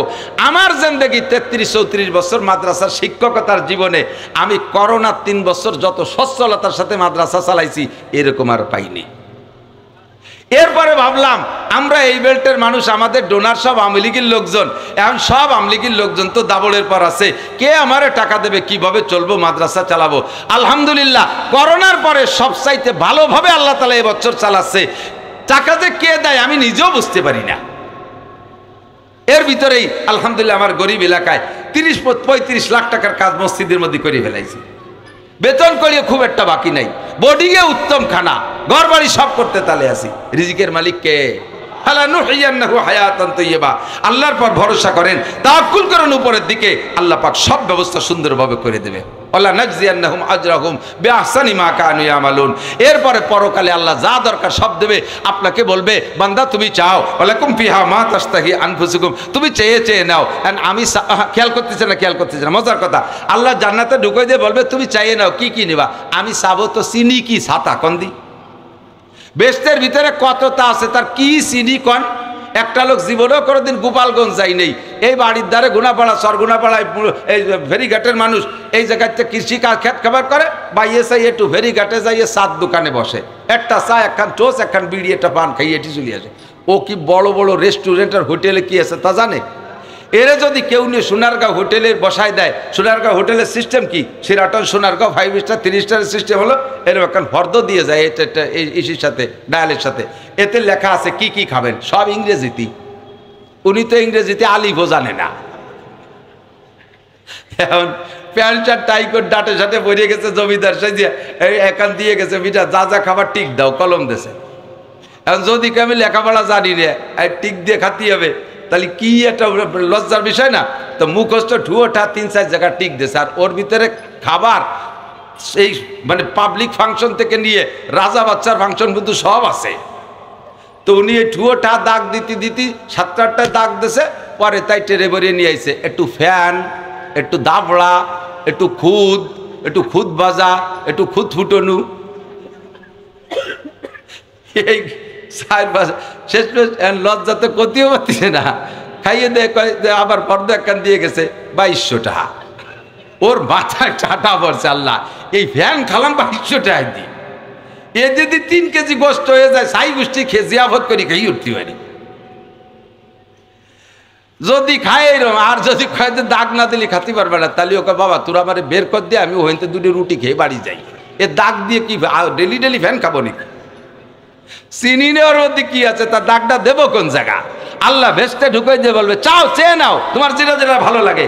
আপনি যেটা যেটা চেনেন সেটা বলার পরে দেখবেন যে লক্ষ লক্ষ রয়ে গেছে। আল্লাহ ইয়ান কি এর তো কতই দিতে পারছি না, কি আছে এর মধ্যে? আল্লাহ কয় ওয়ালাদাইনা মাজিদ, ওয়ালাদাইনা মাজিদ, ওয়ালাকুম ফিহা মা তাশতাকি আনফুসুকুম ওয়ালাকুম ফিহা মা তাদউন। মুখে যা বলবা তাও পাবা, মনে যা ভাববা তাও পাবা। এই চাওয়াটা তোমার ভাবাটা শেষ, এরপরে দেখবা লক্ষ লক্ষ আইটেম রয়ে গেছে। ওইটা ওয়ালাদাইনা মাজিদ, বিনা চাওয়ায় আমার পক্ষ থেকে তোমাদেরকে বোনাস দিয়ে দেব। মান আমিলা সালিহাম মিন যাকারিন আও উনসা ওয়া হুয়া মুমিন ফালানুহিয়ান্নাহু হায়াতান তাইয়্যিবা। দুনিয়ার জিন্দেগি সুখময় করে দেব। আমি হাজার হাজার রেফারেন্স আপনাদেরকে দিতে পারবো। নেক আমল যারা করে তাদের দুনিয়ার জিন্দেগি কিভাবে সুখময়, তাদের দুনিয়ার জিন্দেগি, দুনিয়ায় নাই কোনো টেনশন, নাই কোনো বিপদ আপদ, নাই কোনো মালি মামলা, নাই কোনো অর্থনৈতিক টেনশন। আল্লাহর রহমতে কেউ পাবে বলে দাবড়াই বেড়াবে না। বাজার ঘাটে বুক ফুলে বাজার ঘাট করে, কেউ বলে না যে বাকি খেয়ে গেছো টাকা দিয়ে যাও। খিয়াপারের পয়সা কোনোদিন মার দেয় নাই। নেক আমল যারা করছে, রাত্রে তাহাজ্জুদ পড়ে, চেহারার ভিতরে একটা নুরানি ফোকাস, কথা বলেন ঠিক কি ঠিক না? জামা টুপি পাগড়ি পরে তবলিগের সময় লাগায়, সব মানুষ তাকে আলাদা রকম শ্রদ্ধা করে। এইটাই তো দুনিয়ার জিন্দেগির শান্তি। আর কি?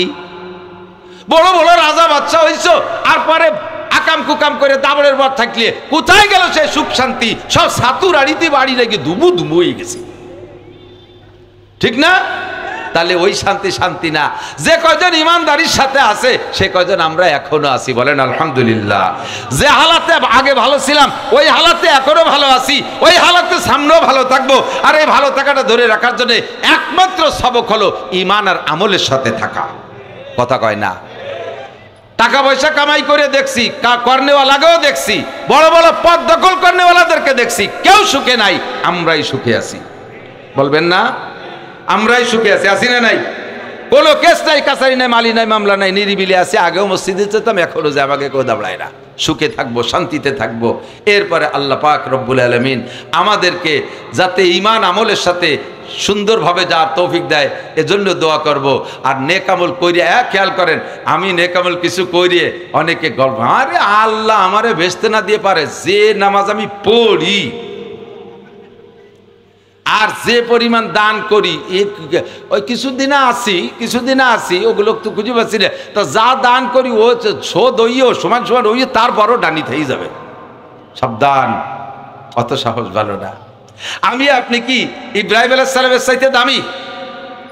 ইব্রাহিম আলাইহিস সালাম, ইসমাইল আলাইহিস সালাম, দুই বাপ বেটা বানাইছে কাবা ঘর। কি বানাইছে? মন্দির, গির্জা, pagoda, KG school, primary, high school, college, বিশ্ববিদ্যালয়, আরে ফেরিঘাট, এই তেলের পাম্প, এগুলো বানাই নেই, বানাইছে কাবা ঘর। আল্লাহর নির্দেশে বানাইছে, আল্লাহর নির্দেশে। স্ট্রাকচার জিব্রাইল দেখাই দিয়ে গেছে এই সিস্টেমে বানাবা, তাই দুই বাপ বেটা বানাইলেন। তাহলে এই বানানোর পরে ও আবার কবুল হবে কি হবে না, এর জন্য কি আল্লাহরে রিকোয়েস্ট করার দরকার আছে? ইব্রাহিম আলাইহিস সালাম, ইসমাইল আলাইহিস সালাম, দুই বাপ বেটা কাবা ঘর বানায়। আল্লাহ আমরা তো বানানোর দরকার বানাইছি, আমাদের এই মেহনত যদি তুমি কবুল না করো, তোমার ঘর জায়গায় পড়ে থাকে, আমরা দুই বাপ বেটা খালি হাতে উঠতে হবে। এজন্য ইব্রাহিম আলাইহিস সালাম কাবা ঘর বানাইয়া পাশে বসে 2 রাকাত নামাজ পড়ে কয়, রব্বানা তাকাব্বাল মিন্না ইন্নাকা আনতাস সামিউল আলিম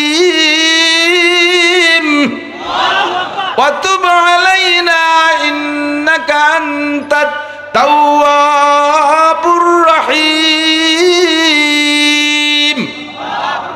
মেহেরবানি করে কবুল করো। তুমি কবুল না করলে এই দুই বাপ বেটা খাইটি পিঠে কত কষ্ট করে ঘর বানাইছি, একটা নেকি আমাদের আসবে না। কাবা ঘর বানায় যদি রব্বানা তাকাব্বাল মিন্না ইন্নাকা আনতাস সামিউলকে সারেন্ডার করতে হয়, আমাদের দেশের যারা কিছু করে, মসজিদ বানায়, মাদ্রাসা বানায়, ঈদগাহ বানায়, আঞ্চলিকভাবে যারা দায়িত্বশীল সভাপতি, সেক্রেটারি, ক্যাশিয়ার, এরা একটু লামসাম করে ক্রেডিট ঝাড়ে, এটা আমি করেছি, ঈদগাহ আমি করেছি, আগের কমিটি কিচ্ছু করে নাই, এবার আমরা দেখেন কি করেছি, আরও করেছি, এরপরে সামনে সুযোগ দেন, দেখেন কি করে ছাড়ি দেই, রাস্তা কাটে খাল বানায় দেবো, 12 মাস কাল নৌকো বেয়ে বেড়াবেন, আসমান ভেঙে জমিনে নামাবো, মাঠ লাঠির মধ্যে মুগুর ভরে ছাড়ি দেবো। কেউ যখন প্রশংসা করে না, নিজে নিজে গল্প পারে, ইহেব্বু না কোরআন শরীফে আল্লাহ তাহকে, আল্লাহ যে কি আল্লাহ তা তোর কই যেতে পারি না, ইহেব্বু না ইহমাদু বিমা লাম ইয়াফালু, কিছু করিও তো প্রশংসা চাই, আর কিছু না করিও প্রশংসা চাই, কতক্ষণ ভালো কাজ না করিও প্রশংসা চাই, যে এটা তোমরা বলতে থাকো আমরা আমি খুব এগুলো করেছি, ক্রেডিট ঝাড়ে। আরে কিছু না হলেও আমি যে 5টা মসজিদ করছি, এর আমলেই তো আমি বেসতে চলে যেতে, যদিও নিজে নামাজ না পড়ি। হুজুর কইছে সেদিন মামবানা মসজিদ আল্লাহ বানাল্লাহু লাহু বাইতান ফিল জান্নাহ, যে আল্লাহর ঘর মসজিদ বানায় দেয়, আল্লাহ তারে জান্নাতের মধ্যে বালাখানা বানায় দেয়। তা আমি 5টা মসজিদ বানাইছি, 5টা বালাখানা আমার নামেই হয়েছে, ও জায়গাকে অরিফ হতে যাবে নাকি? আমার বালাখানা আমি যাবো? আরে মেয়ে বালাখানা বানাইছো তোমার ঠিক আছে, কিন্তু বালাখানা তো তালা দিয়া, বালাখানায় কি দিয়া? তালা দিয়া, ওই তালা তো না খুলে ঢোয়া যাবে না, সে তালার খোলার নাম কি, চাবির নাম কি, ওই চাবির নাম কি?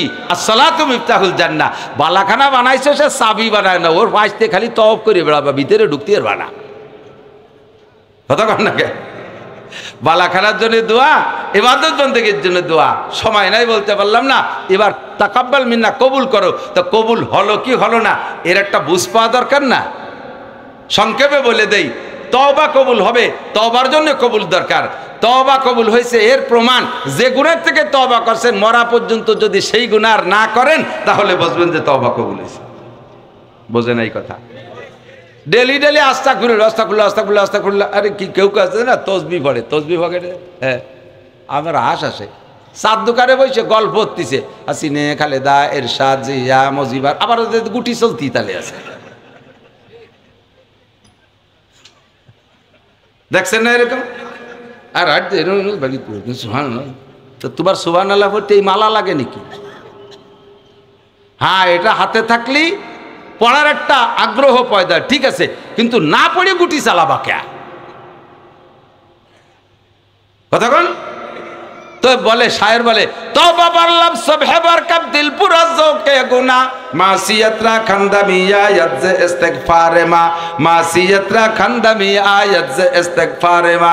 মুখে আস্তাগফিরুল্লাহ, রাতে তাসবিহ, আর ভিতরে ভিতরে ব্যারাকের টাকা কোন অফিসে গেলে তাড়াতাড়ি পাওয়া যায়, কোন জায়গা গেলে ঘুষ পাওয়া যায়, কোন জায়গা গেলে সুদ পাওয়া যায়, কিভাবে কি করা যায়, যত আকাবের প্ল্যান ভিতরে ভিতরে, আর মুখে আস্তাগফিরুল্লাহ, হাতে তাসবিহ। এই তাসবিহ দিয়ে আর আস্তাগফিরুল্লাহর মুখ ভরে আসে, কত বড় বাটপার, ই কি সিটার এরও আছে না নেই? সকালবেলা ফজরের নামাজ পড়ে তিনের খেতের যে পাগড়ি একটা বাঁধে মেহগুনি গাছ লাগাতে গেছে, বাড়ির আর কোনা যাইতে লাগাইয়া পাশের বাড়ির দিকে মাথা কাজ করে দিতেছে, মানে গাছ বড় হলে ওকে উঠোনের পর বড় করা যাতে খেতা খাওয়ার শুয়তি না পারে। এরকম দিনদার ক্রিমিনাল আছে না কিছু, কুজড়ুও আস্তাগফিরুল্লাহ বহুত, এ বহুত। তুমি মিয়া গাছ লাগাবো তোমার সীমা নাই, এই গাছটা বড় হবে, বড় হওয়ার পর তো সে দুয়ে দিক বড় হবে, দুয়ে দিক বড় হলে ওই পাশের বাড়ির দিকে চলে যাবে, তাকে আধা হাত জায়গা দখল করে ফেলবে, এটুক তো তুমি কোনোদিন ছাড়বা না। তুমি বলবা গাছ আমার তো জায়গা, আবার এই শয়তানি বাদ দাও।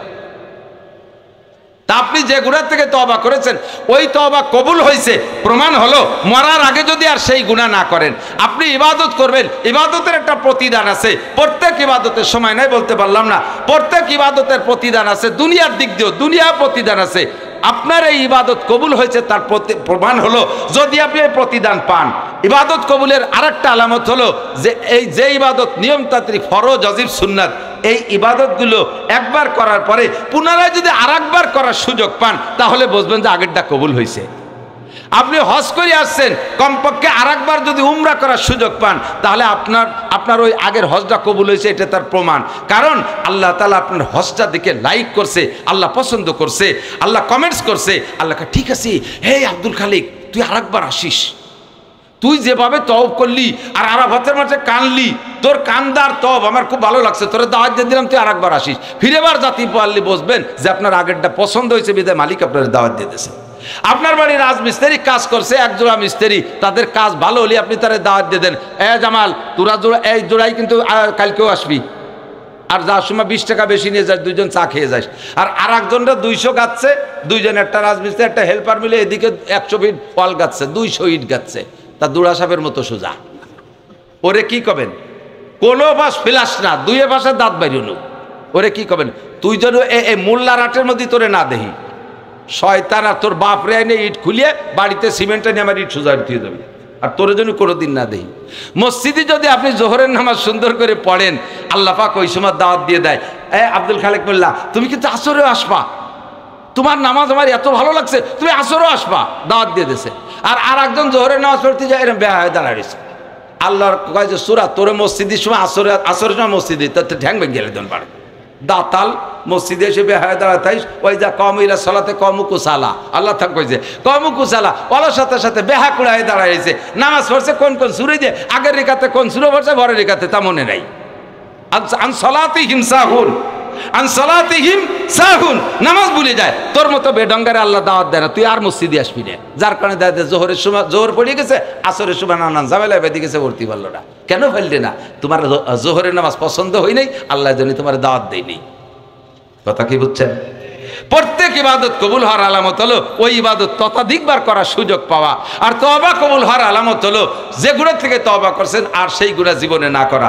আল্লাহ তাআলা আমাদের ইবাদত বন্দেগী সঠিকভাবে করার তৌফিক দান করুন, আমাদের ইবাদত কবুল করুন। বলেন রব্বানা তাকাব্বাল মিন্না ইন্নাকা আনতাস সামিউল আলিম ওয়া তুব আলাইনা ইন্নাকা আনতাত তাওয়াবুর রহিম। তওবাটাও কবুল করো, ইবাদতও কবুল করো, খালেস তওবা করে দুনিয়া থেকে যাওয়ার তৌফিক দান করো। মা আমাদের এই মাদ্রাসা ভেরি গুড মাদ্রাসা, আপনারা এই মাদ্রাসার পক্ষে তো সবাই নাকি বলে? সত্যি পক্ষে? কারা কারা পক্ষে? ভয় নাই, টাকা চাচ্ছি না, একটু দেখতে চাচ্ছি, হাতগুলো ভিডিও হয়ে যাক, আর সে আজিমের দরবারে ভিডিও হোক। মাদ্রাসার পক্ষে হজে যাবেন, হজে যাবেন, উমরায় যাবেন, যাবেন, আল্লাহ কবুল করুক, বলেন আমিন। একবার হজ উমরা করে আসলে বাকি জিন্দেগিতে নামাজে দাঁড়াইলে আল্লাহু আকবার বলার সাথে সাথে চোখের সামনে কালো গড্ডা এসে বেঁচে ওঠে, কাবা ঘর চোখের সামনে ভাসে। যাবেন যাবেন যাবেন, আল্লাহ কবুল করুক। উমরায় যাইতে লাগে 2 লাখ বর্তমানে, আর হজে যাইতে লাগে 6-7 লাখ কমপক্ষে। এই যে যাবেন বলে নিয়ত করছেন, এই উপলক্ষে আপনি প্রস্তুতি নিতে হবে। তা প্রস্তুতিটা হলো আজমবিল জজব, পাকা প্রস্তুতি। আল্লাহ আমি এই হজ উমরার উপলক্ষে 100টা টাকা এই মাদ্রাসায় জমা তুললাম, এই 100 টাকা আমি হজের নিয়তে জমা দিলাম, এটা বুকিং দিলাম, বাকি টাকা তুমি জোগাড় করে দাও, বাকি টাকা তুমি জোগাড় করে দাও। 100 টাকা জমা দেবেন, এই টাকা আবার হুজুরা ফেরত দেবে না, ওনটা ওইটা মাদ্রাসায় কাজে লাগাইয়া আপনার বাকি টাকা জোগাড় করার জন্য দোয়া করবে, আল্লাহ এই লোকটা হজের জন্য 100 টাকা দেছে, বাকি 2 লাখ লাগবে, তুমি দিয়ে দাও। তো এই উপলক্ষে পকেটে যদি থাকে 100টা টাকা কি হজ উমরা উপলক্ষে জমা দেওয়া যাবে? যাবে? কার কার যাবে দেখি 100 টাকা করে। আজকে এখানে হজ উমরার জন্য 100 টাকা দেবেন, 100 টাকা, 100 টাকা দেবো, পাঠাবো, লোক পাঠাবো, 100 টাকা। আল্লাহ এই কজনে হজ উমরা করার তৌফিক দান করো। যাদের 100 নাই 50 দেবেন, কিনা কিনা, আল্লাহ আমার কাছে 100 নাই, আমি তো 50 দেবো, দেবেন দেবেন, 10-20 যার কাছে যাচ্ছে, যাও ছাত্ররা নামো, এবার নামে পড়ো, এই হজের টাকা গুছাইয়া তোমরা দোয়া করবা আগামীবার জন্য সব কজনের হজ কবুল হয়, নসিব হয়। যাও যাও ভিতরে জামার আসল পাত, এই করস পাত, অতটা আদ্যা দত্তির বানান, এই করস পাত তাহলে করেছে 100 টাকা হজের টাকা, 150, 10-20 সব কজন একদিক দিয়ে গেছে, এই দিক দিয়ে কিনা যাবে? এই যে হিন্দের লোক, আরে হিন্দে যায় না, এদিক দিয়ে কি লাখ লাখ টাকা নিয়ে মানুষ পাগল হয়ে যাচ্ছে হজে যাওয়ার জন্য, আর টাকা নিয়ে আর মানুষ নেই। এই ছাত্ররা ঢোকো নাকি, আরো ঢোকো, এই দাঁড়ায় রয়েছ, সময় লেগে যাবে। ভাষাগত ত্রুটি বিচ্যুতি, একজনও নড়বো না। ঈশার আজান হবে, জামাতে, বড় জামাতে নামাজ হবে। আমাদের উসামা আমিন সাহেব